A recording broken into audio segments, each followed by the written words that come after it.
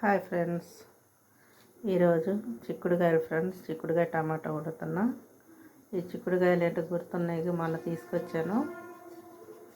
ఇక ఫ్రెండ్స్, ఇవి కొంచెం ముదురుగా ఉన్నాయని పిక్కల వరకు తీసాను. ఇవి ఉడకో ఫ్రెండ్స్, అందుకని చేసి పక్కన పడేసాను. బాగున్నాయి వరకు కుక్కర్లో వేసి ఒక్క విజిల్ వచ్చిందాక ఉడకనిస్తాను ఫ్రెండ్స్. కాయలలా కూడా వండుకోవచ్చు, కానీ కాయలలాగా అయితే పిల్లలు ఇష్టపడరు ఫ్రెండ్స్. అందుకని చిన్న చిన్న ముక్కలు కోసాను.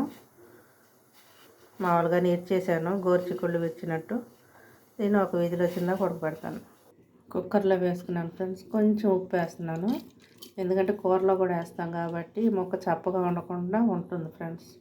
స్టవ్ వెలిగించి కుక్కర్లో పెట్టేశాను ఫ్రెండ్స్. ఒక విజిల్ వచ్చినాక ఆపేస్తాను. ఒక విజిల్ వస్తుంది ఫ్రెండ్స్. ఇది వచ్చిన తర్వాత ఆపేస్తున్నాను ఫ్రెండ్స్. ఉల్లిపాయలు పచ్చిమిర్చి కోసుకున్నాను ఫ్రెండ్స్. అలాగే టమాటాలు కూడా ఒక 5 కాయలు అయితే కోసుకున్నాను, ఎందుకంటే చిక్కుడుకాయ టమాటా కాబట్టి. అలాగే కుక్కర్ పక్కన పెట్టేసాను, అది ఆవిరిపోయేలోగా ఇవి అయితే రెడీ చేసుకుందాం. కొద్దిగా తాలింపులు వేసేద్దాం ఫ్రెండ్స్. కొంచెం కరివేపాకు, ఉల్లిపాయలు వేసేద్దాం.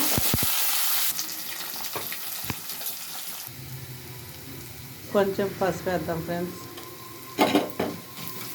ఇప్పుడు టమాటా వేసేసుకుందాం. ఉల్లిపాయ బాగా వేగింది, చిక్కుడుకాయ ఉడికింది కాబట్టి ఇది ఉడికితే చాలు ఫ్రెండ్స్. మగ్గిన తర్వాత ఇది పేస్ట్ మొత్తం మెత్తగా ఉడికిందంటే చిక్కుడుకాయ ముక్కలు వేసేసి మగ్గనిస్తే కూర అయితే రెడీ అయిపోతుంది. నూనెలో కూడా వేయచ్చు ఫ్రెండ్స్. నాకేంటో ముదురులాగా అనిపించింది, అందుకే కుక్కర్లో పెట్టాను. చూద్దాం ఫ్రెండ్స్. ఉడికిపోయింది ఫ్రెండ్స్ టమాటా కూడా కరెక్ట్గా. ఇప్పుడు కారం వేసేసుకుందాం. కారం వేసి కలుపుకున్నాక చిక్కుడుకాయలు వేసేద్దాం.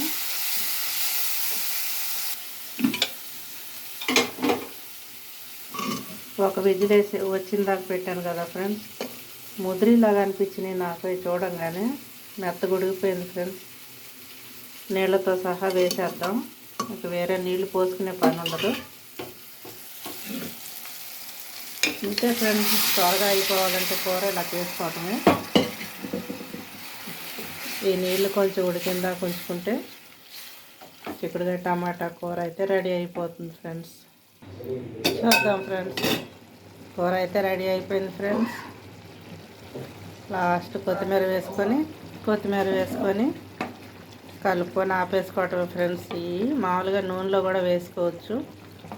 మా అమ్మ అయితే చిక్కుడుకాయ ముక్కలు, ఉల్లిపాయలు, పచ్చిమిరపకాయలు అన్నీ కలిపి ఒకేసారి నూనెలో వేసేసి మగ్గనిచ్చిన తర్వాత టమాటా వేసేది ఫ్రెండ్స్.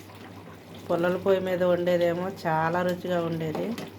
చిక్కుడుకాయ కూర అంటే ఇంకే కూర అవసరం లేదు అన్నట్టు తినేవాళ్ళం. అందులోనేమో గింజలు ఉన్న కాయలు ఎక్కువ వండేది ఫ్రెండ్స్. మేము పోటీ పడి గింజలు ఎక్కువ ఏరుకొని ఒక సైడ్ అంతా గింజలు తీసేసుకొని మేమే తినేసేవాళ్ళం, ముందు తినేవాళ్ళం.